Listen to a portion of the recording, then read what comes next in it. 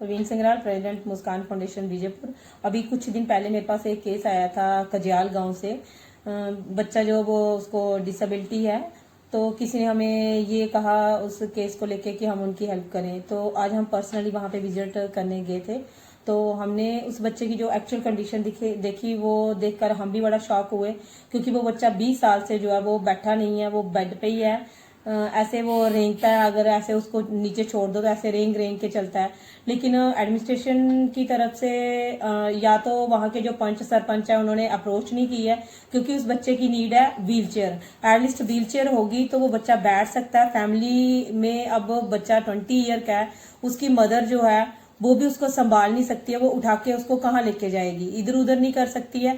और उनके घर टॉयलेट की भी बड़ी प्रॉब्लम है। तो एक तो एडमिनिस्ट्रेशन को ये देखना चाहिए कि जो एक्चुअल में ऐसे बच्चे हैं, तो उनको जब कभी पेंशन का कोई फॉर्म जाता है तो उनको अपने लेवल पे ये चेक करना चाहिए कि क्या वो पेरेंट्स उस बच्चे को उन तक लाने की कंडीशन में है।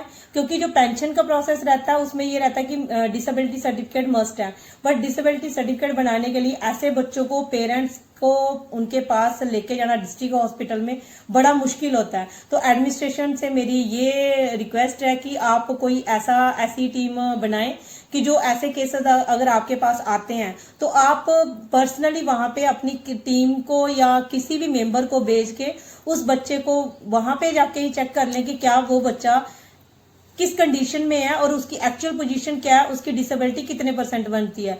क्योंकि एक तो बच्चा जो होता है वो डिसेबल है, उसको तो पहले ही कोई सपोर्ट नहीं मिल रही होती है। और एडमिनिस्ट्रेशन की तरफ से ऊपर से ये होता है कि जब पेंशन के लिए हम अप्लाई करते हैं तो फर्स्ट ये होता है कि डिसेबिलिटी सर्टिफिकेट नहीं है। तो बच्चा जो दोनों साइड से मार खा रहा है, ना तो उसको पेंशन का बेनिफिट मिल रहा है और ना ही उसका डिसेबिलिटी सर्टिफिकेट बन रहा है। तो मेरे पास ऐसे बहुत सारे केसेस आते हैं, तो मैं खुद भी पर्सनली एडमिनिस्ट्रेशन को ये बात उनके सामने लाऊंगी कि अगर ऐसे केसेस आपके पास कभी आते हैं पेंशन के लिए तो आप पर्सनली इनिशिएटिव लें, वहां जाके देखें, कोई अपनी ऐसी टीम बनाएं कि जो इमरजेंसी जाके वहां पे विजिट करके उन बच्चों को एटलीस्ट पेंशन का बेनिफिट पहुंचा सकें।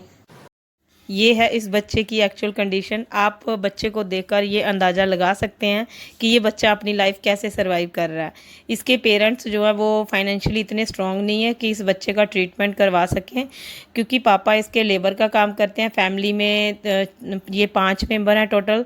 तो आपको पता है कि इस महंगाई के ज़माने में उनको रोजी रोटी चलाना मुश्किल हो रहा है। तो इस बच्चे को वो कैसे इसका ट्रीटमेंट करवा सकते हैं और कैसे इसको कोई और सपोर्ट कर सकते हैं कि जिससे ये अपनी लाइफ में थोड़ा इजी फील कर सके।